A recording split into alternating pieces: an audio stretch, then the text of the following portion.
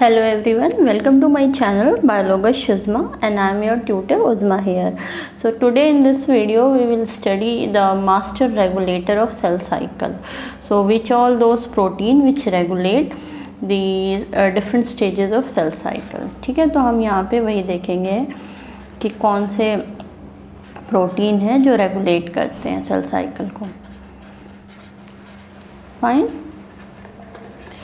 Introductory video already available है. Cell cycle का introduction जो है वो आप देख सकते हैं प्लेलिस्ट में जाके. So if you have not watch that video first. ठीक है. सो जो डिफरेंट सेल साइकिल की स्टेजेस होती है ना, जैसे आपने ये देखा होगा G1, S, G2 and M phase.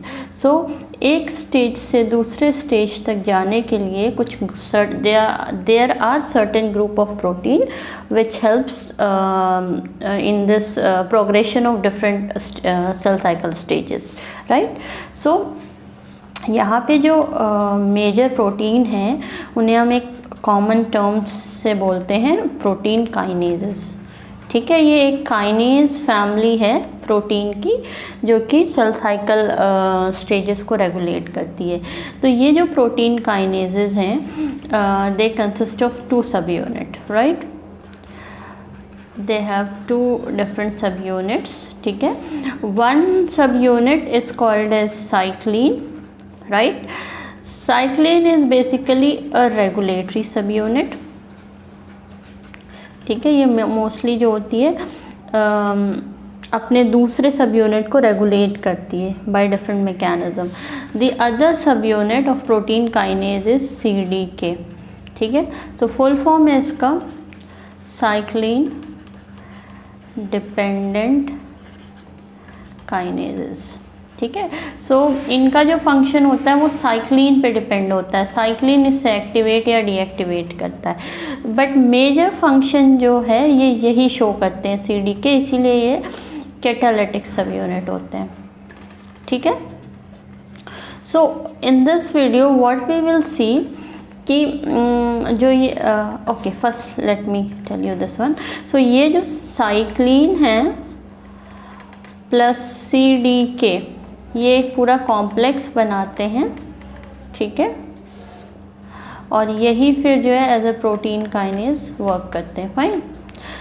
सो हम इनका रेगुलेशन देखेंगे, साइक्लिन का, फिर CDK का, और फिर ये टोटल साइक्लिन CDK कॉम्प्लेक्सेस का, कि कैसे first how they are activated and deactivated. पहले ये कैसे एक्टिव डीएक्टिव होते हैं, उसके बाद फर्दर ये कैसे दूसरे प्रोटीन्स को एक्टिवेट या डीएक्टिवेट करते हैं. So that we will see in this video. Okay okay fine. So first we will see cyclin.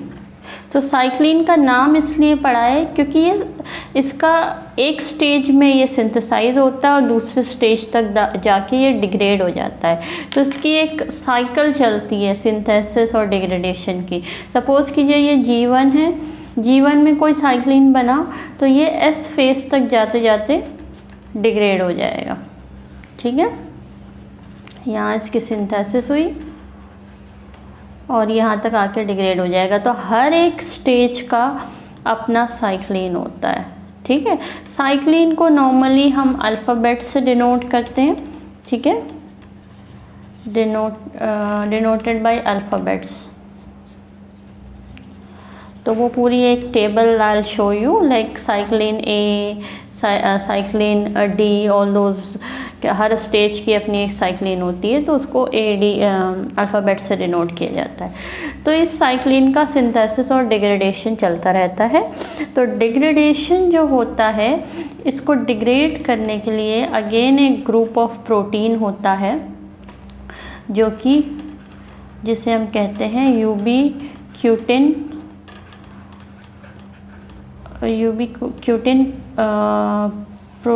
Protease ligase. just a minute. okay, ubiquitin protein ligase. okay, तो ये एक ग्रुप ऑफ अगेन ये एक group है कुछ protein है जो इस साइक्लिन को डिग्रेड करते हैं। तो normally just for extra information, जो प्रोटीन डिग्रेडेशन होता है या प्रोटीन को जो ब्रेक डाउन किया जाता है, ठीक है, वो दो तरीके से होता है। एक तो आपके या तो प्रोटीज एंजाइम होंगे, ठीक है, certain enzymes which will break down the amino acid linkage, ठीक है, अमाइड बॉन्ड को ब्रेक करेंगे, या फिर प्रोटियोजोमल डिग्रेडेशन होता है, ठीक है, जहाँ पे क्या होता है यूबीक्यूटिन का टैग लगा के और फिर उसको ब्रेक डाउन किया जाता है। तो ये जो साइक्लिन का डिग्रेडेशन है मोस्टली ये यूबीक्यूटिन मीडिएटेड डिग्रेडेशन है। सो अगेन इसमें जो है दो ग्रुप ऑफ प्रोटीन आती हैं जो कि इस साइक्लिन को डिग्रेड करेंगी। So first is your SCF complex, ठीक है, SCF, ठीक है, ये इस 3 कंपोनेंट से मिलके बना होता है, SKP, then choline and then F-box protein, ठीक है, फाइन। और इसमें एक रिंग लाइक डोमेन होता है, रिंग फिंगर लाइक डोमेन कह सकते हैं, जिसे हम RBX1 कहते हैं। तो इन सब से मिलके ये SCF बना होता है, ठीक है। दूसरी इम्पॉर्टेंट बात इस SCF के बारे में कि ये बेसिकली जो भी इसका सबस्ट्रेट होता है ना, जिसे भी ये डिग्रेड करेगा, उस सबस्ट्रेट का पहले फॉस्फोराइलेशन होना चाहिए। सबस्ट्रेट शुड बी फॉस्फोराइलेटेड, फिर ही ये SCF जो है इसको डिग्रेड कर पाएगा। So always remember that SCF always degrade the substrate in phosphorylated condition. Third thing, SCF complex mostly जो G1 या G1 to S फेज के जो साइक्लिन होते हैं उनको डिग्रेड करता है। So this is all about SCF, ठीक है, इसके बारे में information. Now coming to the next group which is called as APC, ठीक है, APCC, इसको हम एनाफेज प्रमोटिंग कॉम्प्लेक्स और साइक्लोसोम कहते हैं, ठीक है। ये जो APC है ये बेसिकली आपके जो है एनाफेज स्टेज में या एनाफेज टू टेलोफेज जो ट्रांजिशन स्टेट होती है वहाँ पे वर्क करता है। बस एक मेजर डिफरेंस है SCF और APC में कि इसमें जो ये F-box प्रोटीन था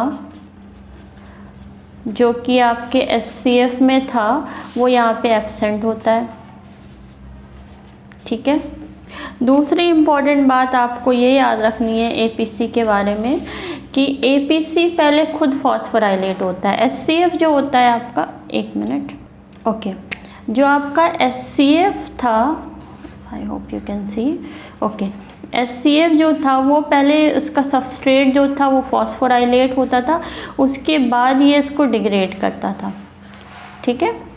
लेकिन जो आपका APC है, ठीक है, APC पहले खुद फॉस्फोराइलेट होगा तब ये एक्टिव होगा, ठीक है, और एक्टिव होने के बाद अब ये डिपेंड करेगा कि ये APC अब किसके साथ इंटरेक्ट कर रहा है।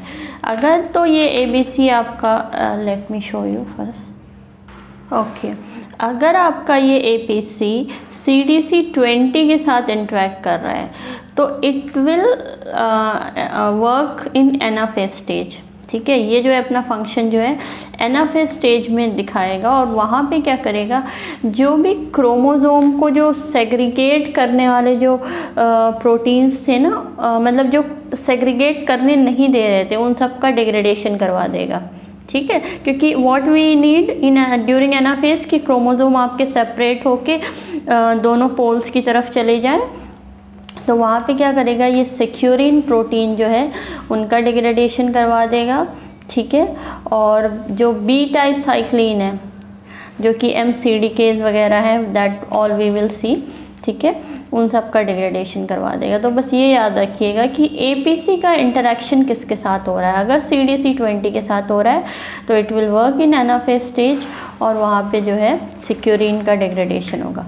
But if it interacts with CDH1, ठीक है, तो फिर वहाँ पे क्या करेगा, again it will degrade B type cyclin लेकिन ये जो है ये वर्क करेगा ड्यूरिंग टेलोफेज और टेलोफेज टू G1 स्टेज में, मतलब जो नेक्स्ट साइकिल आएगी सेल साइकिल वहाँ पे वर्क करेगा।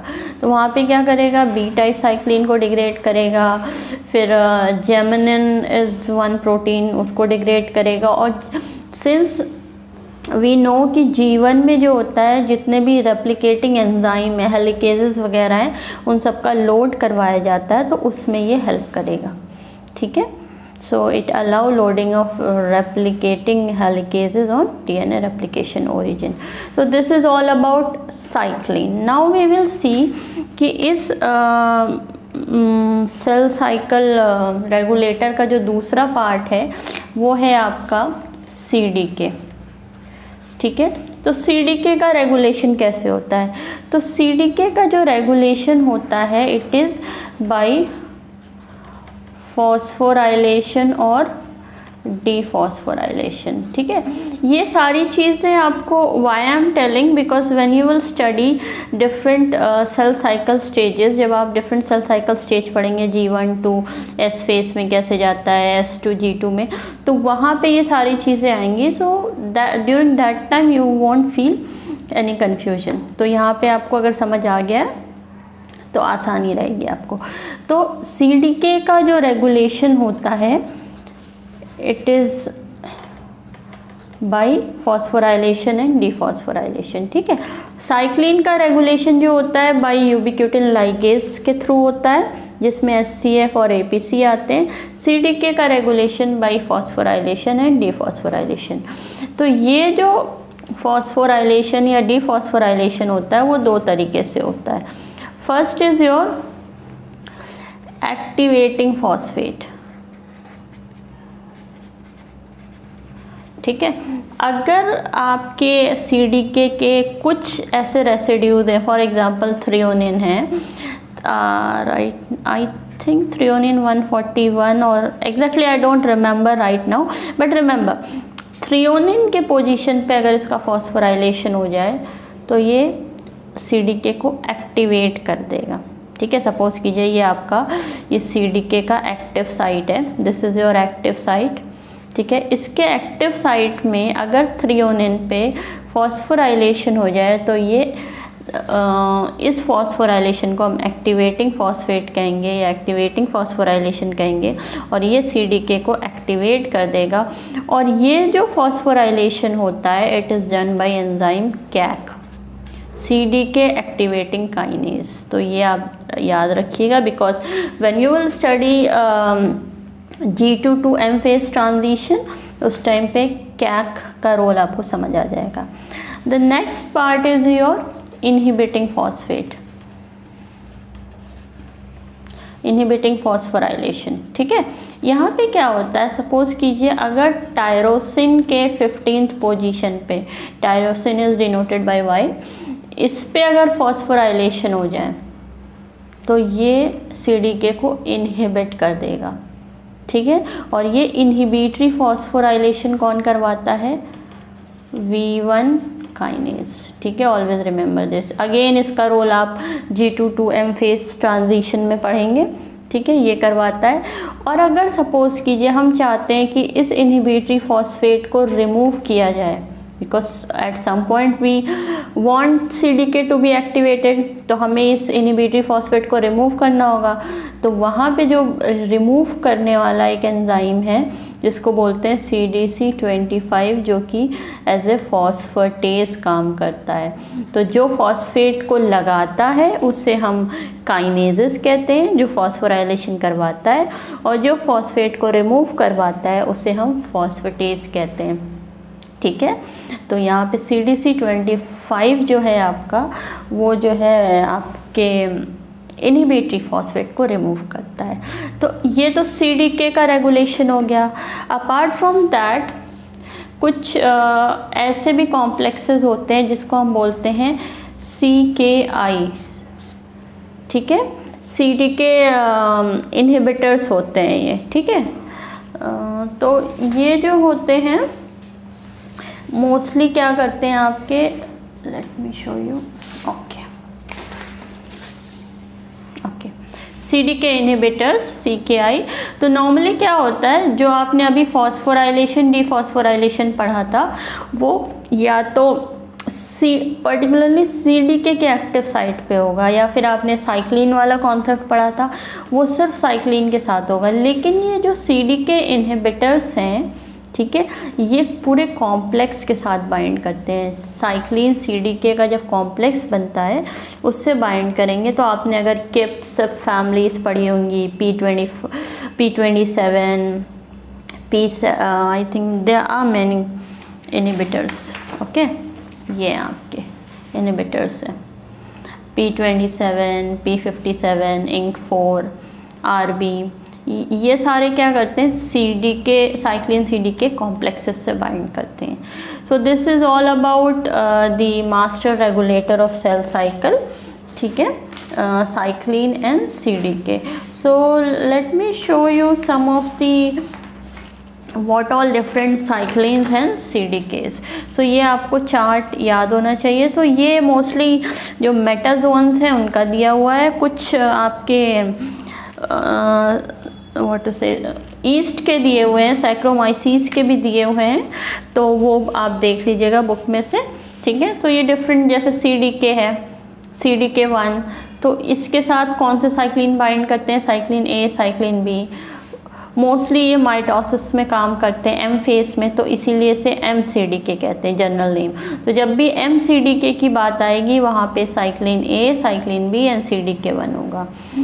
अगर हम आते हैं नेक्स्ट है CDK2, cyclin E, cyclin B, ये S फेस में वर्क करते हैं, ठीक है।